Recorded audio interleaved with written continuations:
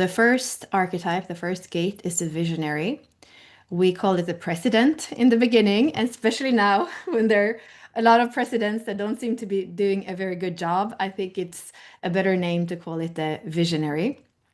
So the visionary archetype 31 is in transit from July 25th to July 30th. This is the gate of leading in the I Ching. This is the hexagram of influence. And in the gene keys, it goes from the shadow of arrogance to the city of humility.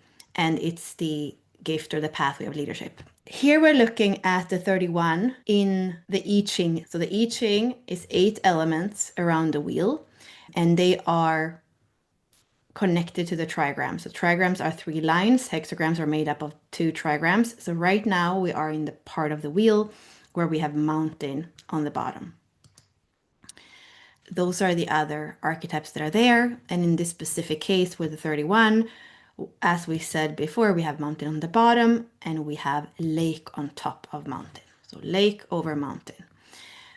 Mountain energy is the same as the 52 because the 52 is mountain over mountain.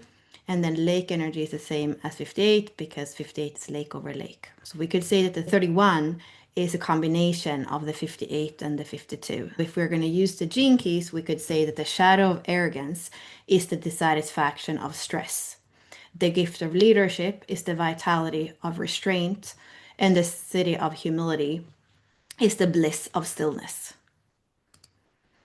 And here where we are in the wheel, in the quarters, we are looking at the bigram on the bottom, the binary. So we have a yang line for all of these on the very bottom, and we're here at the end. So this is the quarter of civilization, where the purpose is fulfilled through form. So not just ideas, not transformation, not relationships. If you have your sun in any of these gates, you probably want things to be tangible and see them manifested. We also have a lot of throat gates here from May to August. And as you see, all of the quarters are changing with the Sphinx gates. So next one is going to be the 7th gate, and that's where we start the quarter of duality all the way up until the next Sphinx gate, which is the 1 where we're going to start the quarter of mutation.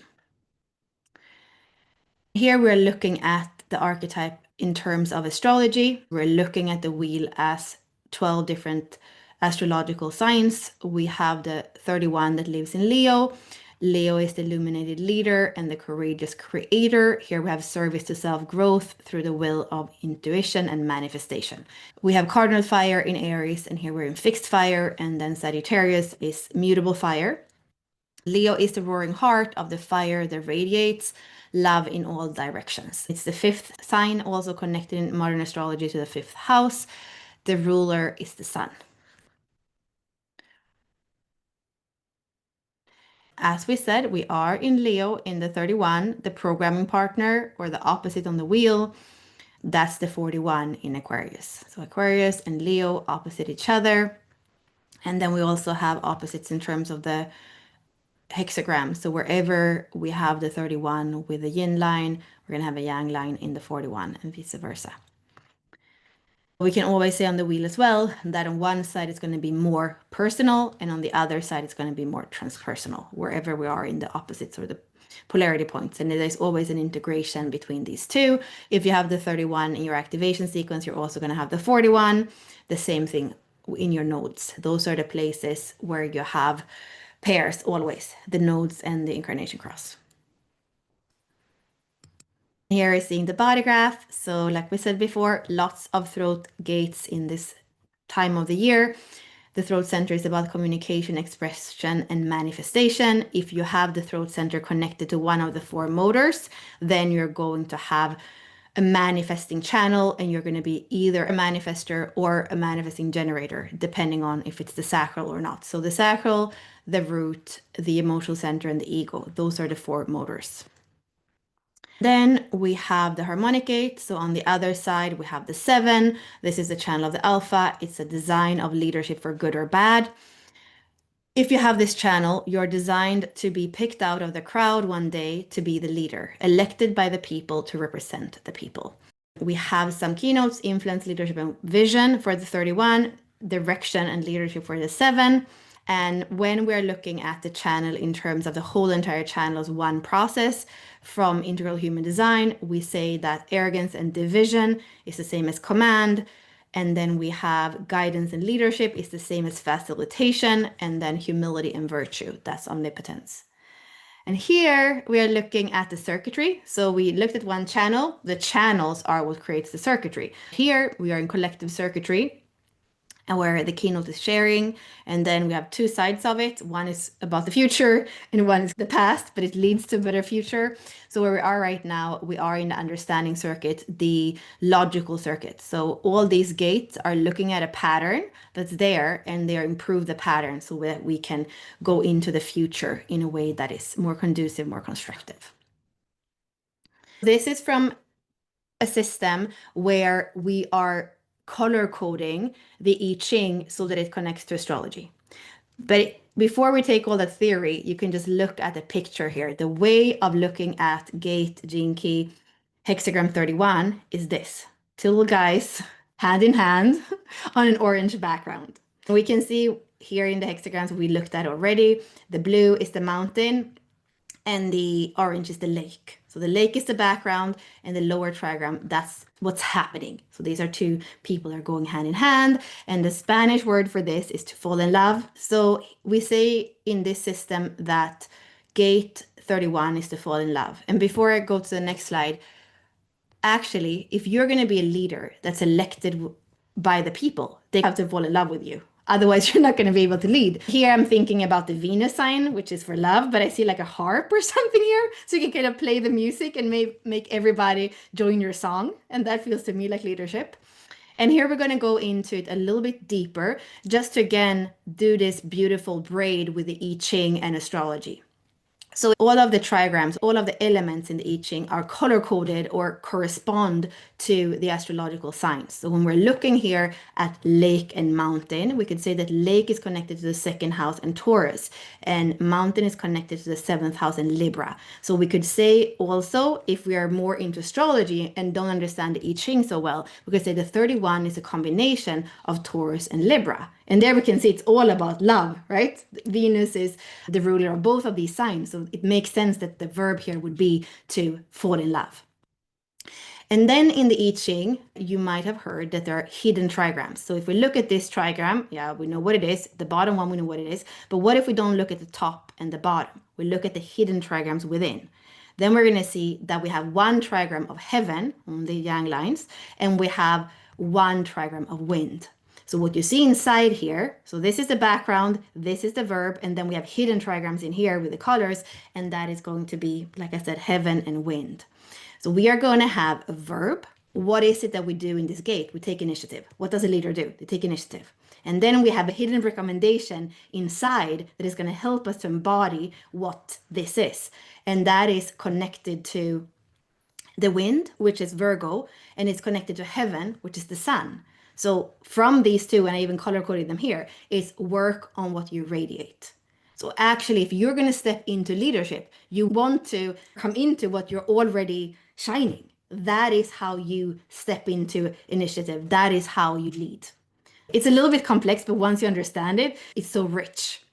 So this is the medicine woman or the medicine man in transit from July 31st to August 5th. This is the gate of privacy. In the I Ching, this is the hexagram of retreat.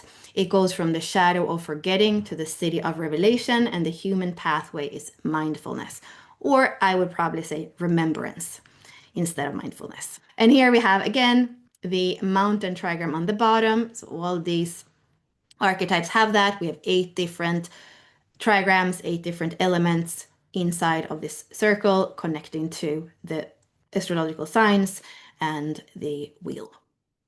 And then we're looking at the I Ching. So here we're going to have heaven over mountain, and that means that it's a combination of 1, heaven over heaven, and 52, mountain over mountain. So we could say that the shadow of forgetting is the entropy of stress, the gift of mindfulness is the freshness of restraint, and the city of revelation is the beauty of stillness. Here we're looking at astrology again. We're still in Leo. This is the illuminated leader, the courageous creator. It serves to self-growth through the will of intuition manifestation. The sun is the ruler. This is why we have leadership in Leo. It is fixed fire. It's about the best lovemaking in the universe. It's the fire that continues a passion that isn't turned off. And it's more about that adventurous, playful love stories here. Whereas the seventh house and the seventh sign is more about the partnership that's over a lifetime. So that's the difference between Leo and Libra, or the fifth house, especially, and the seventh house. And here we have the programming partner. So in Leo, we have the 33.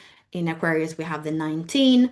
They are opposites on the wheel. They're opposites in terms of the lines in the hexagram. And when you have the 33 in your incarnation cross or activation sequence, you're also going to have the 19, and the same thing with the nodes. And then we are in the quarter of civilization. This is the very last gate, and here purpose is fulfilled through form. When we look from a human design perspective, we are going to have in the throat center this gate of privacy. The throat center is about communication, expression, manifestation, and metamorphosis. We have a lot of gates in the throat center, and many of them are activating during the summer month. And here we are looking at the harmonic gate. So here we have the 13 connected to the 33. This is the channel of the prodigal. This is a design of a witness. If you have this channel, every cycle of experience in your life will make sense in the end. The deeper you experience this insight, the more patient and at peace you will be in the now. The medicine woman, retreat, medicine, and storytelling, the confidant, trustworthiness, wisdom, and reflection. When we have forgetting and discord, that is misery. When we have mindfulness and discernment, that is evaluation. When we have revelation and empathy, that is omnipresence. We are still in collective circuitry, but we are on the other side. So if it was logical before, now it's sensing circuit. Now it's abstract. So we're here, and I would probably have chosen opposite colors because I feel like the pink is more abstract and more emotional, and then I feel like the black is more concrete and more logical. But that's what it is. It's abstract. It's looking back. In the moment, they can't see the pattern. It doesn't make sense. But then looking back, all those gates, all those archetypes are able to make sense. So this is also sharing and the collective learning, having that kind of wisdom from experiences that have been had in by other people, not only by ourselves. So now you know that the bottom trigram is the little guy that's doing something, and the top trigram is the background. Here you can see what this 33 is. The verb that we have here is to know. So he knows how to throw this thing, how to use this thing, and it's all illuminated with a heaven trigram on the bottom. Let's go a little bit deeper. So here we can see that it's connected to the fifth house and Leo, because it is about heaven and it's about illuminating. And then we saw before that the mountain is connected to Libra and the seventh house. And then we have the same inner trigram, because it's still green, it's still white. So if we look at this together, we can say that the 33 is made up of the energy of Leo and the energy of Libra, if we're into astrology. And here we're regaining balance. So you can see balance is Libra, regaining leadership, it's Leo. So to regain balance is what we do when we know. And then the inner recommendation that comes from Virgo and Leo, again, it is to regulate your energy.